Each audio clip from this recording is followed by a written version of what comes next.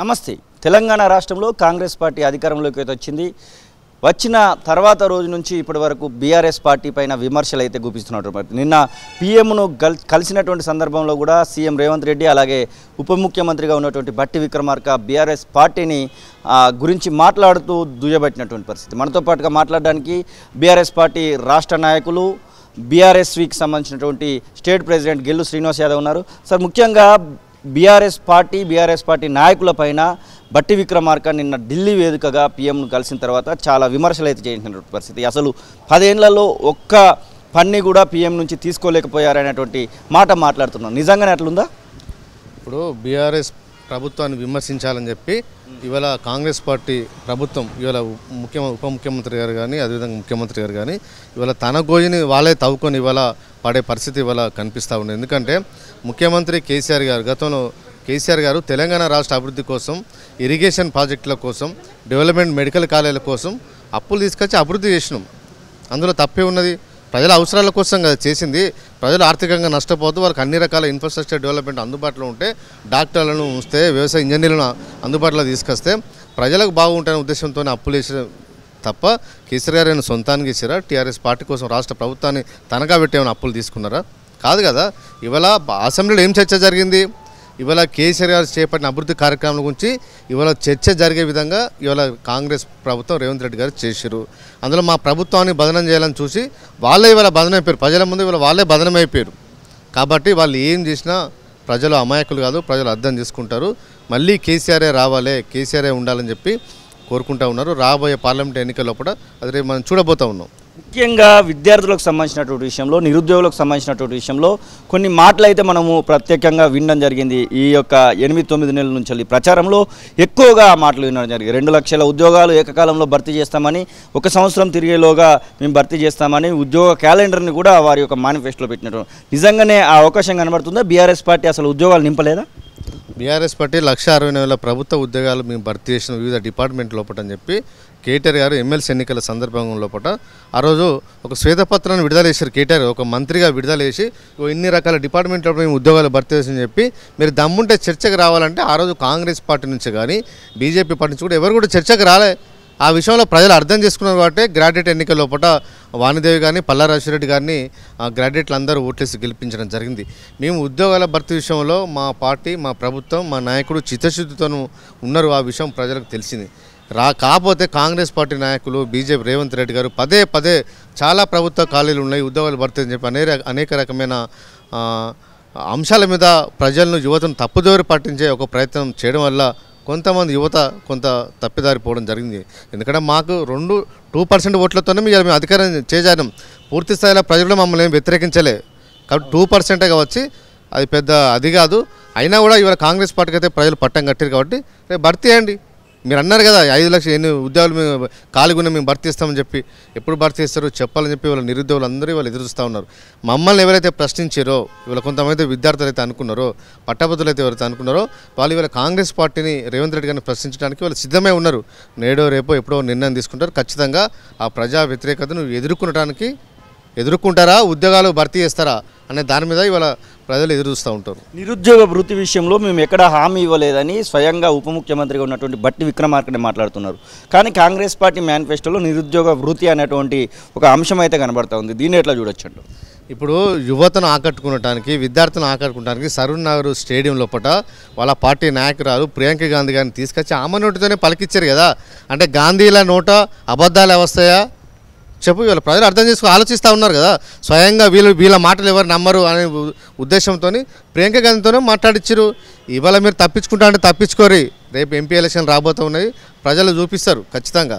ఇవాళ మీ అమ్మని దీనికోసం కాదు, చాలా అంశాల మీద అనేకమైన అంశాలు. ఒక ఆడపిల్ల పెళ్లి చేయాలంటే ఎన్ని రకాల అబద్ధాలు ఆడైనా పెళ్లి చేయాలంటారు. ఇవాళ వీళ్ళు కూడా అట్లనే ఎన్నో అబద్ధాలు ఆడి వాళ్ళ అధికారంలోకి వచ్చారు. కాబట్టి ఖచ్చితంగా సమయం ఉంది కాబట్టి వాటిని పూర్తి స్థాయిలో నెరవేర్చే బాధ్యత ఇవాళ కాంగ్రెస్ పార్టీ మీద ఉన్నది. చేయకపోతే ప్రజలు వెంటబడతారు, ఊకరు కదా. తెలంగాణ యువత, తెలంగాణ ప్రజలు చైతన్యవంతమైన వాళ్ళు కాబట్టి ఖచ్చితంగా ప్రశ్నిస్తారు, ఎవరు వదిలిపెట్టరు. మీరేం తప్పించుకోపోలేరు కాంగ్రెస్ పార్టీ నాయకులు. 6 గ్యారంటీలకు ఖచ్చితంగా ration card, white ration card ఉండాల్సిందే అని చెప్పేసి వారు ఇచ్చినటువంటి అప్లికేషన్లో కనబడుతుంది. దాంతోపాటుగా ఆదాయ కుల ధృవీకరణ పత్రాలు కూడా సబ్మిట్ చేయాలి అని చెప్తున్నారు. కేవలం ఈరోజు మొదలైంది, ఇంకొక 10 రోజులు 8 రోజులు మాత్రమే సమయం మిగిలింది జనవరి 6వ తారీఖు వరకు. ఈ 8-10 రోజులలో ఆ అప్లికేషన్ల ప్రక్రియ, ఆదాయ కుల ధృవీకరణ సబ్మిషను, కొత్త రేషన్ కార్డులు లేని వాళ్ళ పరిస్థితి ఇవన్నీ ఎట్లా చూడొచ్చు అంటారు ఈ ప్రభుత్వంలో? వాళ్ళు అన్నీ ఇస్తా అని చెప్పారు, ఎన్నో నిబంధనలు పెట్టి ఇవాళ ప్రభుత్వ పథకాల లోపల లబ్ధిదారులకు కోత పెట్టాలని ఒక ఎత్తుగడగా ఇవాళ మేము భావిస్తూ ఉన్నాం. అందరూ కూడా చూస్తూ ఉన్నారు. వాళ్ళు ఇచ్చటానికి ఇంటింటికి వాళ్ళు ఎన్నికల ముందు ఇంటింటికి గ్యారంటీ కార్డు ఇచ్చారు. ఇది ఇస్తే సరిపోతుందని చెప్పిన వాళ్ళు మళ్ళీ కొత్త నాటకం ఏంది? కాంగ్రెస్ పార్టీ నాయకులు ఈ పథకాల నుంచి తప్పుకొనడానికి ఈ భారాన్ని భరించలేక వాళ్ళు ఎట్లా దీన్ని సెట్ చేయాలనే ఆలోచన వాళ్ళకి నైపుణ్యం లేకపోవడం వల్ల ఇవాళ తప్పించుకునే ప్రయత్నం చేస్తూ ఉన్నారు. కాంగ్రెస్ పార్టీ ఎన్నికల ముందు గ్యారంటీ కార్డులు కొట్టించారు కదా, సరిపోవా? మీరు ఇచ్చిన కార్డు మీద మీకు నమ్మకం లేదా? దానికే విలువ లేదా అని ఇవాళ ప్రజలు ఆలోచన ఇస్తూ ఉన్నారు. కాబట్టి ఖచ్చితంగా బుద్ధి చెప్తారు. రాబోయే రోజులప్పుడు ఎదురు చూస్తూ ఉన్నారు. వాళ్ళు ఇంకేం నిర్ణయం తీసుకుంటారు, ఎలాంటి నిబంధనలు పెడతారు, అందరికి ఇస్తారా ఇవ్వరా, ఆదాయం పేరు మీద మరో పేరు మీద కోత పెట్టే ఆలోచన ఇవాళ కాంగ్రెస్ పార్టీ నాయకులు ఉన్నదనే అంశం మీద రేపు రాబోయే రోజుల పూట ప్రజలు చర్చించుకుంటారు. ఇప్పుడు ఇంకొక 4 నెలల్లో ఎంపీ ఎలక్షన్స్ కూడా రాబోతున్నాయి. ఎంపీ ఎలక్షన్స్లో బీజేపీ పార్టీ వాళ్ళు మేము కనీసం 10-12 గెలవడానికి సిద్ధపడుతున్నాం, ఇక్కడ మేము బాగా వేయబోతున్నామని వాళ్ళు చెప్తున్నారు. ఇక అధికారంలోకి వచ్చింది మేమే కాబట్టి 3 ఎంపీలుగా ఉన్నటువంటిది 10+ రాబోతున్నాయని వాళ్ళు చెప్తున్నారు. ఇక బీఆర్ఎస్ పార్టీకి ఆల్రెడీ ఇప్పటికి 9 ఉన్నాయి. ఎట్లా ఉండబోతుంది వచ్చేటువంటి ఎంపీ ఎలక్షన్స్? ముఖ్యంగా మీరు కరీంనగర్ పార్లమెంటుకు సంబంధించినటువంటి నేత ఎట్లా ఉండబోతుంది? రాబోయే ఎన్నికల లోపల మన తెలంగాణ లోపల మెజార్టీ స్థానాలను బీఆర్ఎస్ పార్టీ రేపు కైవసం తీసుకపోతూ ఉంటుంది. తెలంగాణ ప్రజలకు ఎప్పటికీ బీఆర్ఎస్ పార్టీ ఒక సేఫ్ గార్డు. ఆనాడు సమైక్యాంధ్ర లోపల కూడా ప్రజలు టీఆర్ఎస్ పార్టీని అభిమానించారు. ఎందుకంటే ప్రశ్నించే నాయకుడు కేసీఆర్ గారు ఉంటేనే ఈ చెక్ ఉంటాయనే ఉద్దేశంతో ఆనాటి నుంచి ప్రజల ఆదరణ మాకు పెరిగింది, మాకు బాధ్యత పెరిగింది. కాబట్టి ఇవాళ వచ్చిన హామీ ఇచ్చినట్టుగా తెలంగాణ తెచ్చిన పార్టీగా బీఆర్ఎస్ పార్టీగా ప్రజలు ఆశీర్వదించారు. 2 సార్లు మాకు అవకాశం ఇచ్చారు. ఇవాళ ప్రతిపక్ష పాత్ర ఇచ్చింది కూడా ఇవాళ కాంగ్రెస్ పార్టీకి చెక్ పెట్టడానికి వీళ్ళు మాత్రమే చేయగలుగుతారనే ఉద్దేశంతో మమ్మల్ని నమ్మిరు తప్ప ఆయన బీజేపీని ఇంకో పార్టీకి ప్రతిపక్ష హోదా ఇవ్వాలి కదా, ఇవాళ అది మాకే ఇచ్చారు. కాబట్టి ఖచ్చితంగా తెలంగాణ ప్రజలకు సేఫ్ గార్డుగా బీఆర్ఎస్ పార్టీ ఉంటుంది, మా నాయకుడు ఉంటారు. మేమందరం కూడా వారు వెంట ఉండి నిత్యం ప్రజల పక్షాన ఈ ప్రభుత్వం మీద సందర్భం వచ్చినప్పుడల్లా పోరాటం చేస్తాం, ప్రజలను జాగృతం చేస్తాం, ప్రజా హక్కులకు కాపాడే విధానానికి మా బీఆర్ఎస్ పార్టీ పనిచేస్తుంది. కరీంనగర్ పార్లమెంట్ ఎలా ఉండబోతుంది అనుకుంటున్నారు? అక్కడ గతంలో బోయిన్పల్లి వినోద్ కుమార్ ఎంపీగా పోటీ చేయడం జరిగింది. గత ఎన్నికలలో త్రుటిలో బండి సంజయ్ అక్కడ గెలిచినటువంటి పరిస్థితి. ఈసారి ఎట్లా ఉండబోతుంది అనుకుంటున్నారు? ఇక ఆ పార్లమెంటు నియోజకవర్గంలో ఉన్నటువంటి సిరిసిల్ల, కరీంనగర్ లోకల్, అలాగే హుజురాబాదు 3 నియోజకవర్గాలు కూడా బీఆర్ఎస్ పార్టీ అయితే ఎట్లా ఉండబోతుంది? మొన్న 2018 సాధారణ ఎన్నికల లోపల కాంగ్రెస్ పార్టీకి రాష్ట్రంలో ప్రజలు ప్రతిపక్ష పాత్ర ఇచ్చారు.